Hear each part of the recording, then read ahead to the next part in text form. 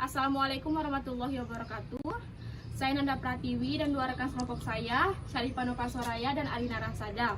Di sini kami akan membuat podcast mengenai paradigma dan perencanaan kurikulum untuk memenuhi tugas UAS mata kuliah profesional keguruan. Baiklah, saya akan mengajukan beberapa pertanyaan kepada dua rekan kelompok saya ini mengenai paradigma dan perencanaan kurikulum. Kepada saudari Arina, saya akan bertanya, apa yang dimaksud dengan paradigma dan perencanaan kurikulum? Baiklah, saya akan menjawab pertanyaan tentang paradigma dan perencanaan kurikulum.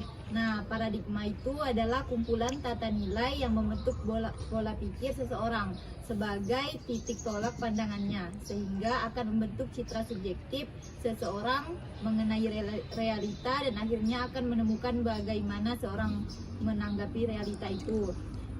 Dan sedangkan perencanaan adalah proses menentukan tujuan dan sasaran yang ingin dicapai dan menetapkan bidang dan sumber daya yang diperlukan agar seefisien dan seefektif mungkin. Perencanaan harus dipersiapkan sebelum penerapan fungsi manajemen lainnya karena menentukan kerangka kerja untuk melaksanakan fungsi manajemen lainnya. Perencanaan kurikulum di sekolah harus memperhatikan kualitas program pengajaran, pembelajaran, dan penilaian yang membangun pengetahuan, keterampilan, dan perilaku siswa yang disiplin ilmu, serta kapasitas interdisipliner dan atau fisik, pribadi, dan sosial. Terima kasih. Selanjutnya saya akan bertanya kepada saudari Syarifah Nova Soraya mengenai apa saja struktur dan fungsi kurikulum. Baiklah, saya akan menjawab pertanyaan tentang struktur dan fungsi kurikulum. Dalam subbab ini, struktur dan fungsi kurikulum terdiri dari kompleksitas pengembangan kurikulum. Kompleksitas ini antara lain disebabkan oleh kurikulum mempunyai berbagai asas. Tiap asas secara tersendiri sudah cukup rumit, apalagi kalau dikaitkan dengan asas-asas lainnya. Selain itu, struktur dan fungsi kurikulum terdiri atas berbagai komponen utama yang saling bertalian sehingga membentuk suatu struktur. Selanjutnya saya akan mengajukan pertanyaan kepada saudari Arina Rasada mengenai apa yang dimaksud perorganisasian kurikulum. Baiklah, saya akan menjawab yang dimaksud dengan pengorganisasian kurikulum yaitu pola atau bentuk bahan pelajaran disusun yang disampaikan kepada murid-murid merupakan suatu dasar yang penting sekali dalam pembinaan kurikulum dan bertalian erat dengan tujuan program pendidikan yang hendak dicapai. Karena bentuk kurikulum turut menentukan bahan pelajarannya, urutannya, dan cara menyajikannya kepada murid-murid. Organisasi kurikulum adalah struktur program kurikulum yang berupa kerangka umum program pengajaran yang akan disampaikan kepada peserta didik.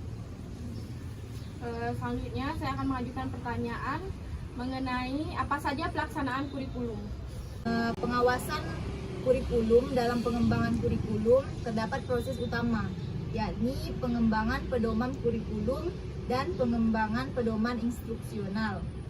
Pedoman kurikulum meliputi latar belakang yang mengisi rumusan falsafah dan tujuan lembaga pendidikan, populasi yang menjadi sasaran, silabus yang berisi mata pelajaran secara lebih rinci yang diberikan yakni skop atau ruang lingkup dan sekuense atau urutan penyajiannya.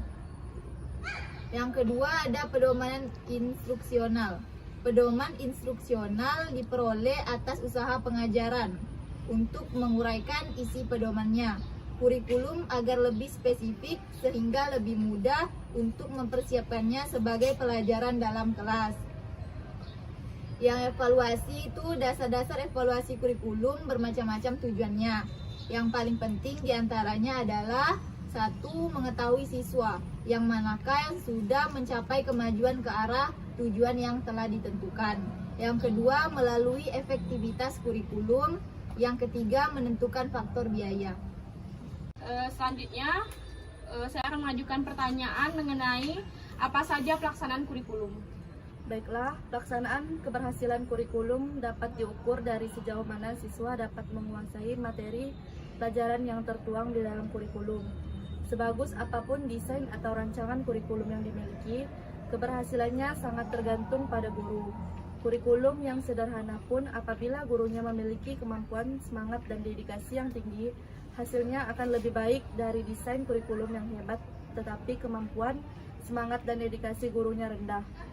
Sukmadinata menegaskan beberapa hal yang harus dimiliki oleh setiap guru dalam pelaksanaan kurikulum. Yang pertama, pemahaman esensi dari tujuan-tujuan yang ingin dicapai dalam kurikulum. Yang kedua, kemampuan untuk menjabarkan tujuan-tujuan kurikulum tersebut menjadi tujuan-tujuan yang lebih spesifik. Yang ketiga, kemampuan untuk menerjemahkan tujuan-tujuan khusus kepada kegiatan pembelajaran. Baiklah, sekian dari kami. Kurang lebihnya kami mohon maaf. Wassalamualaikum warahmatullahi wabarakatuh.